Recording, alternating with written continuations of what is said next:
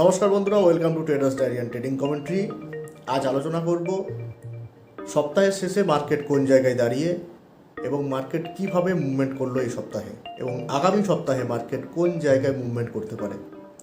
19th of July থেকে 23rd of July এই যে সপ্তাহ, এই সপ্তাহে Nifty 50 lifetime high touch করে গেছে। 15,900 899 টাচ করে গেছে, 15,900-এর কাছাকাছি টাচ করে এসছে।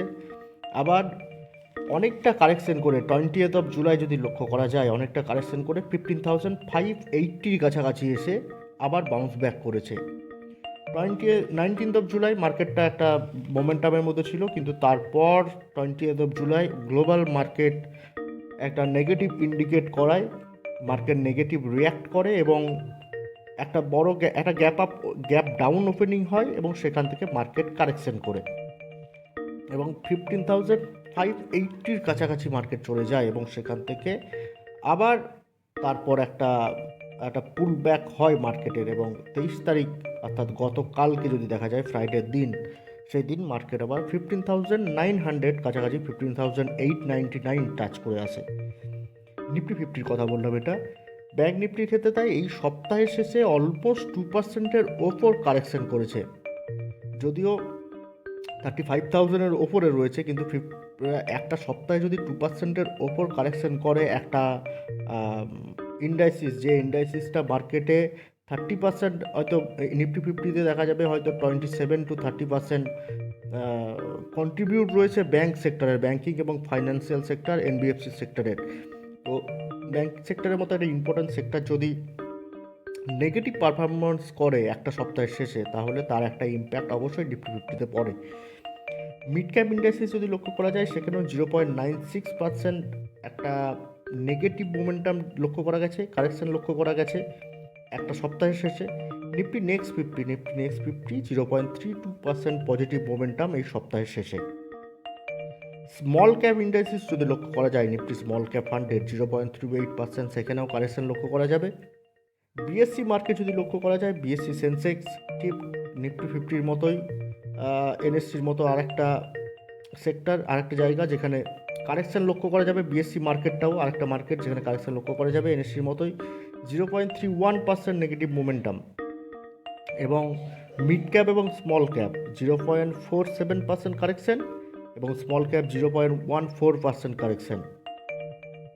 অর্থাৎ ওভারঅল যদি বিএসসি এনএসসি সমস্ত মার্কেটটাকে একটা জায়গায় আনা হয়, তাহলে ওভারঅল ইন্ডিয়ান শেয়ার মার্কেট এই সপ্তাহটা একটুখানি নেগেটিভ একটা ইম্প্যাক্ট তৈরি হয়েছিল, একটু প্রেসারে ছিল।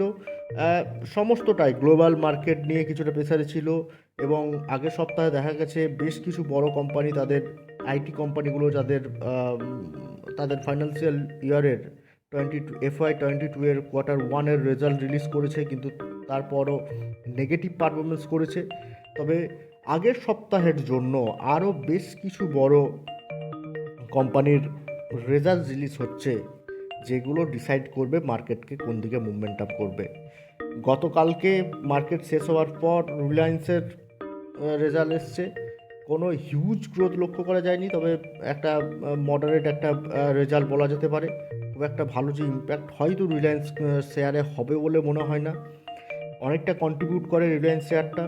এইচডিএফসির রেজাল্ট কেমন হবে তার উপর একটা বিষয় নির্ভর করবে। আমি বারবার যে কথাটা বলি, রিলায়েন্স, এইচডিএফসি, ইনফোসিস, টিসিএস এই ধরনের এবং বাজাজ টুইন্স, এই ধরনের যে কি বলবো স্টকগুলো রয়েছে নিফটি 50-তে, যাদের ওয়েটটা ইন্ডাইসিসে বেশি, যাদের কন্ট্রিবিউশনটা ইন্ডাইসিসে বেশি, অলমোস্ট যদি দেখা যায় তাহলে প্রায় 6 থেকে 7টি স্টক রয়েছে যারা নিফটি 50-তে কন্ট্রিবিউট করে 40%-এর কাছাকাছি। তো এই ধরনের 6 থেকে 7টি স্টক যখন পজিটিভ ইম্প্যাক্ট একটা করবে মার্কেটের ওপর, তখন কিন্তু মার্কেট পজিটিভ রান করবে। আদারওয়াইজ মার্কেটের পক্ষে এই স্টকগুলোকে ছাড়া খুব ভালো পজিটিভ মোমেন্টাম পাওয়া যেতে পারে, কিন্তু খুব ভালো মোমেন্টাম দেওয়া সম্ভব নয়। গতকালকের যেটা মার্কেটটা দেখা গেছে, অনেকগুলো আমি গতকালকের মার্কেট আলোচনাতেও আমি আলোচনা করেছিলাম যে বেশ কিছু স্টক নেগেটিভ ইম্প্যাক্ট করছে, তাই মার্কেটটা পজিটিভ মোমেন্টাম দিতে পারছে না। সেক্টর ওয়াইজ ইন্ডাইসিসটা লক্ষ্য করা খুব গুরুত্বপূর্ণ, কারণ অটো সেক্টর কারেকশন করেছে আরও একবার। নিফটি আইটি পজিটিভ মোমেন্টাম দিয়েছে, আইটির যদিও আমি বলেছি, এবং বিশেষ বিশেষ করে উইপ্রো খুব ভালো মোমেন্টাম দিয়েছে। ব্যাংকিং সেক্টর এবং ফাইন্যান্স সেক্টর প্রেসারের মধ্যে থাকবেই, কারণ আমি আগেই দেখালাম ব্যাংক নিফটি কারেকশন করছে। ফার্মা সেক্টর প্রেসারের মধ্যে, যদিও কামব্যাক করার সুযোগ অবশ্যই থাকবে। ডেল্টা ভ্যারিয়েন্ট নিয়ে, থার্ড ওয়েভ নিয়ে যদি মানুষের মধ্যে আরও একটু কী বলবো প্যানিক তৈরি হয়ে যায়, বা মানুষ এই ধরনের সমস্যার কথাটা যদি একটু বেশি ভাবে, তাহলে সেক্ষেত্রে, এবং এই ধরনের সমস্যাগুলো যখন আসে অ্যাকচুয়ালি, যে মার্কেটকে যখন ইম্প্যাক্ট করে, তখন ফার্মা সেক্টর একটা একটা কী বলবো একটা একটা একটা পজিটিভ ইম্প্যাক্ট পেয়ে যায়। এফএমসিজি মার্কেট কারেকশন করলে, মার্কেট একটা কারেকশনের জায়গায় থাকলে, এফএমসিজি একটা এমন সেক্টর যেটাকে কিন্তু মার্কেট মনে করে যে এটা ডিফেন্সিভ সেক্টর, কারণ এফএমসিজি এমন কিছু বিষয় নিয়ে তৈরি যেটা আমরা নিত্য প্রয়োজনীয় দ্রব্য দিয়ে সাজানো এফএমসিজি সেক্টরটা। তো এই সেক্টরটা একটা ডিফেন্সিভ সেক্টর হিসেবে মানা হয়, এবং মার্কেট যে মুহূর্তে কারেকশনের জায়গায় যাবে, এফএমসিজির দিকে ঝোঁকটা ইনভেস্টারদের বেড়ে যেতে পারে। বাকি ইন্ডাস্ট্রিজগুলির মধ্যে, ইম্পর্টেন্ট ইন্ডাস্ট্রিজগুলির মধ্যে মেটাল অবশ্যই কারেকশন করেছে, এবং গ্লোবাল নিউজ, ডোমেস্টিক চাহিদা, এই সমস্ত কিছুর উপর ডিপেন্ড করে মেটাল সেক্টরটা, তাই একটু ভোলাটাইলিটিটা বেশি হয়, কখনো ওপরে যায়, কখনো নিচে নেমে আসে, এটা হয়েই থাকে। এনার্জি সেক্টরটা আরও ভালো পারফরমেন্স করা উচিত পরবর্তী ক্ষেত্রে, কারণ এনার্জি একটা এমন সেক্টর, যে সেক্টরটা যত আধুনিকতা বাড়বে, তত এই সেক্টরটার ডিমান্ড বাড়তে পারে বলেই মনে করা হচ্ছে। তাই এনার্জি সেক্টরটার ওপর অবশ্যই নজর থাকবে। এবার দেখব ইন্ডাস্ট্রিজ অনুযায়ী কোন কোন স্টকগুলো টপ গেনার এই সপ্তাহে। উইপ্রো আগে বলেছি, উইপ্রোর কথা 3.70% মোমেন্টাম দিয়েছে এই সপ্তাহের শেষে। বাজাজ ফিনসিপ 3.57%, এবং এশিয়ান পেন 3.16%, তারপর বিপিসিএল 2.98% পজিটিভ মোমেন্টাম এই সপ্তাহের শেষে। নিফটি নেক্সট 50 দেখে যদি লক্ষ্য করা যায়, তাহলে জুবিলেন্ট ফুড প্রোডাক্ট আছে 13%-এর ওপর।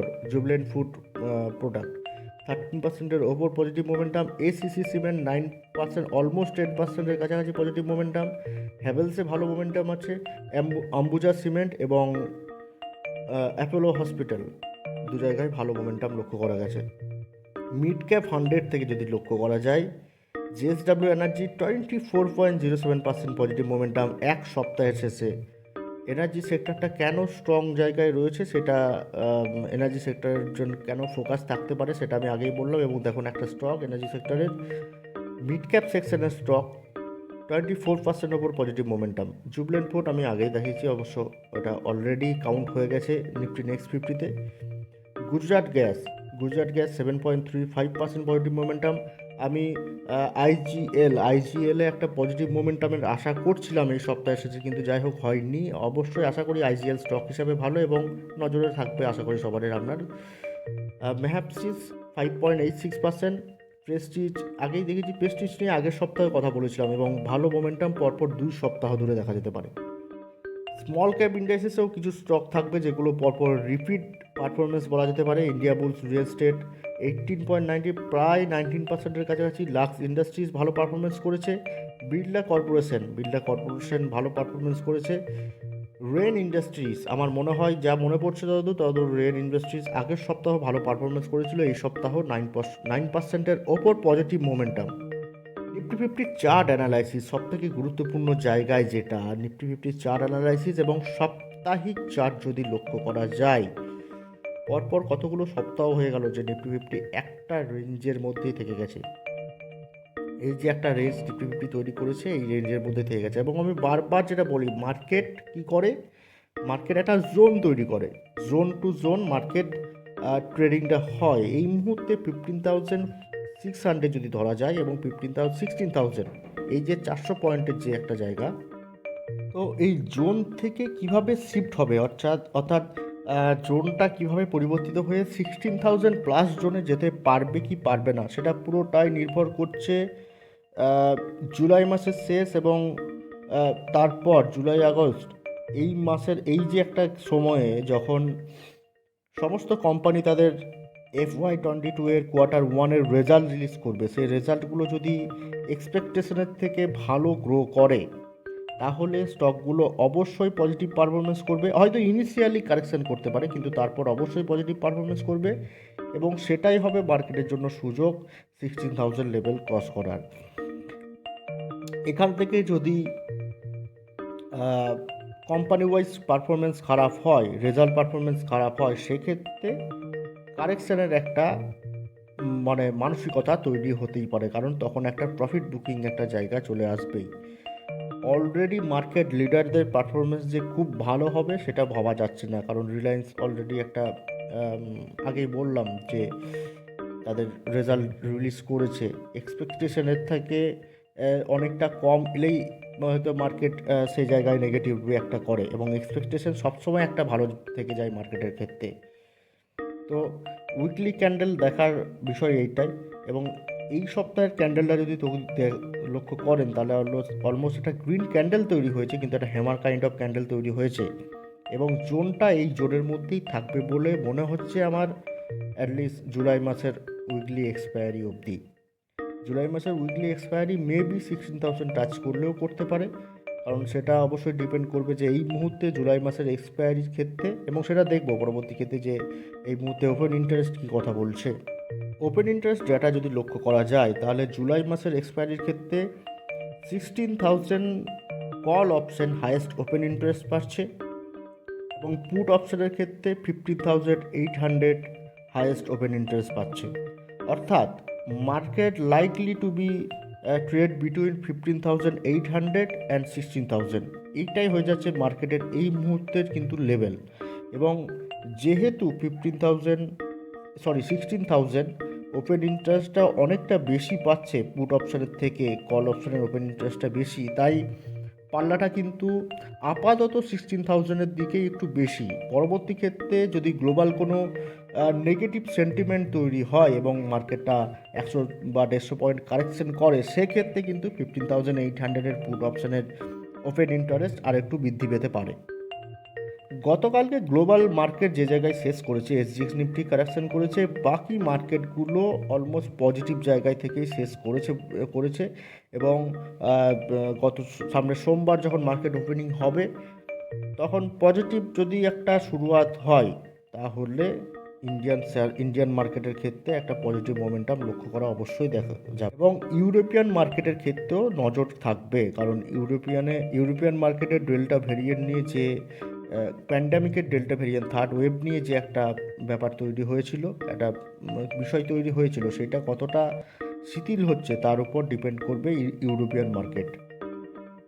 সবশেষে ইনস্টিটিউশনাল ইনভেস্টাররা, ফরেন ইনস্টিটিউশনাল ইনভেস্টার এই মুহূর্তে যেন বাইং কোনো মুডেই নেই। ফরেন ইনস্টিটিউশনাল ইনভেস্টার তারা যা বাইং করেছে পুরোটাই এই মুহূর্তে তারা মার্কেট থেকে উঠিয়ে নিতে চাইছে।